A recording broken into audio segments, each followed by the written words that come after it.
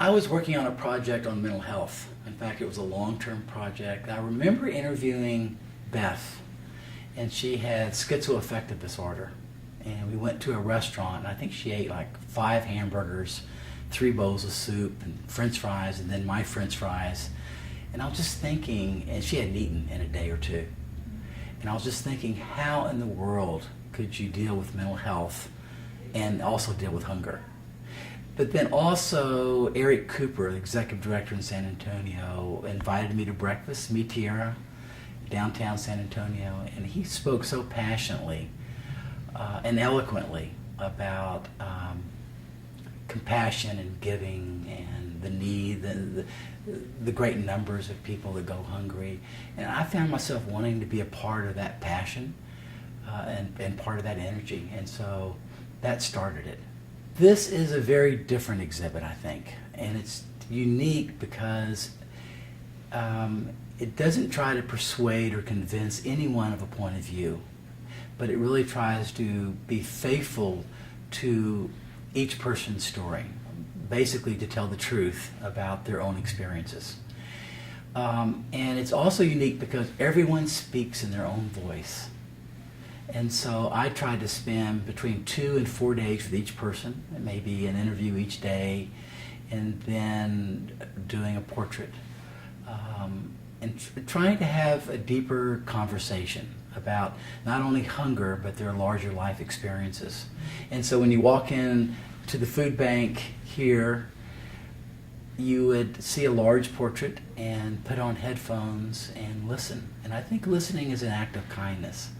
I think it can take you places that you never realized you could go there in terms of enlarging your life and your experience and understanding and compassion.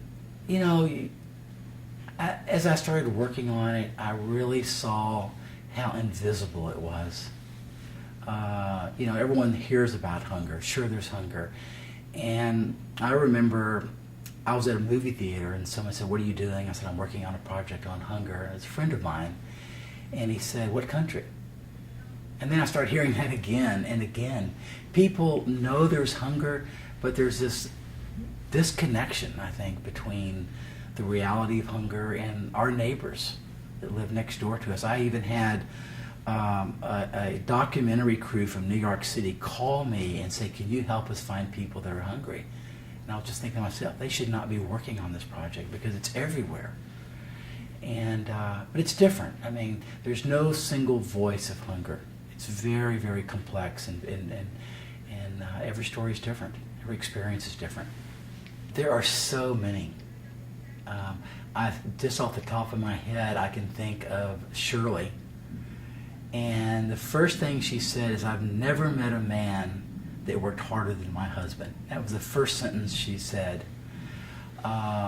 They lived in Mobile, and her husband was a framer, and he framed probably a third of all the homes in Mobile, Alabama. They had children and went to college. They traveled. He was on the second or third floor of a house and had a heart attack and fell. I think he broke his neck. And they didn't have adequate insurance. And so they sold their home. All their savings went to pay the bills. And then they bought a trailer, and Katrina took out the trailer. And so then they rented a trailer. When I met them, they traveled 6 miles on less than a gallon of gas and a 1 flat tire to Winn-Dixie to get sample cookies and coffee. And I can remember her saying, "Reading takes my mind off of hunger." It was just such a profound voice, an original voice. Not complaining, not feeling sorry, but just saying that, she said, I never expected this would happen to us. And I think that is a common theme, that you know, your life is going on and you're busy and you're working and you don't expect something could happen. But I think 2 things I learned with this exhibit. One is that we all live with a sense of fragility, whether it's ourselves or our wives or husbands or children or friends, disease, natural disasters. And also, this exhibit is not about them or us, it's about our joint humanity. It's that we all have things in common with each other.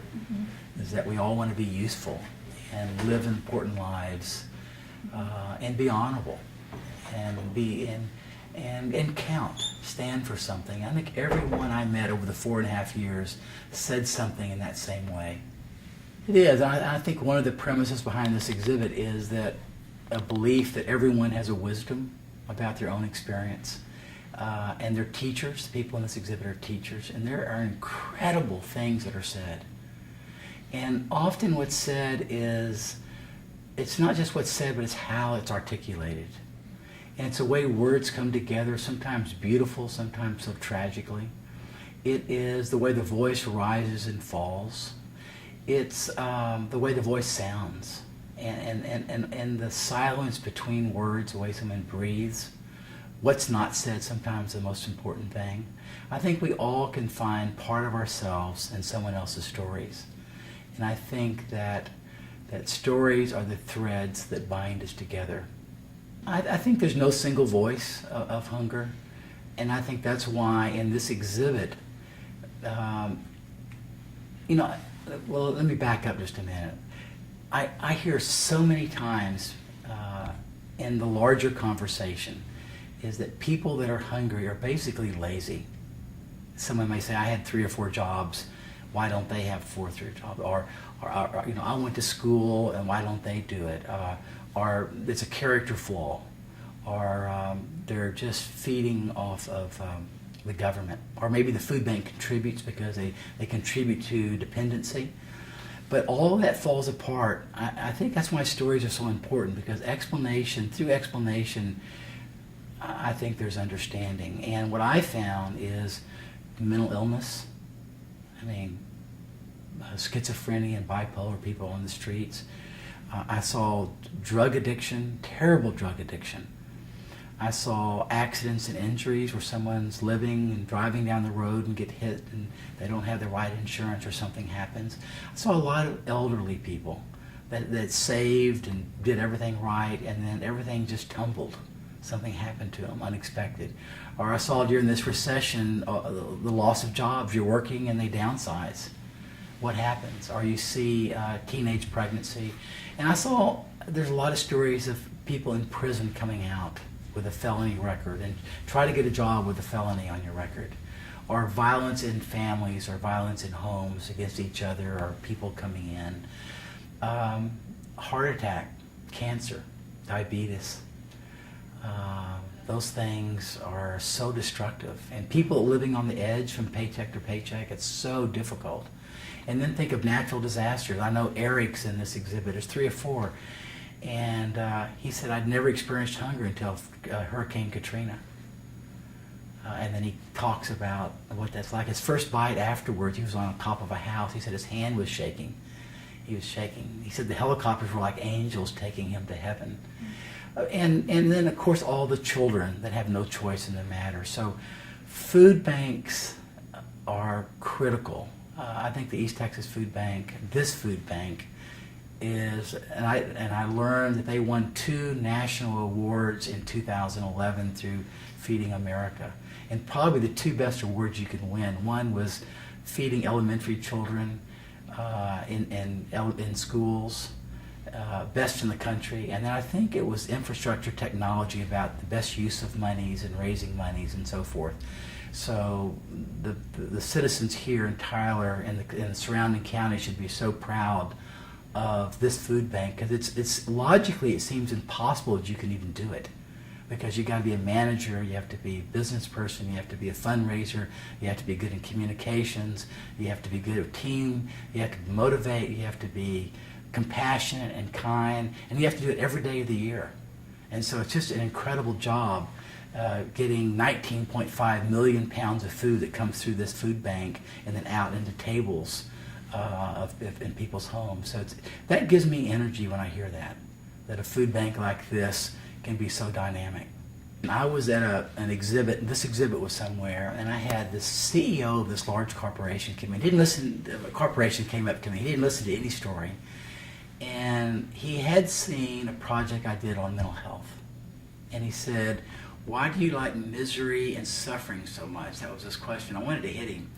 I did not, of course. But I thought without pausing, what I care about is justice, about fairness, about doing to others as you want them doing to you. I mean, it is about social justice and about, it's about reflection. And this exhibit is more about reflecting on the nature of hunger than it is on how much someone suffers. So it really focuses. Half the people in this exhibit weren't hungry when I met them, but they were at another time, and the other half are in the middle of a storm and experiencing hunger. So it's about a lot of things. It takes time to tell a story. It's about the invisibility of it. It's about justice. It's about complexity. And it's about a community coming together, the consciousness of a community saying, we're not going to let this happen, and we're going to give our citizens that are struggling a chance to get back on their feet. And really, lastly, this is you coming back to East Texas because you actually interviewed, there are a few East Texans that are in the exhibit. Mark Menjivar and myself came here maybe, 3 years ago, and this food bank opened their doors to us, and we interviewed 2 people. And their voices, or one of the voices, is traveling with this exhibit, and a very powerful voice. So I'm really happy that happened, that connection happened.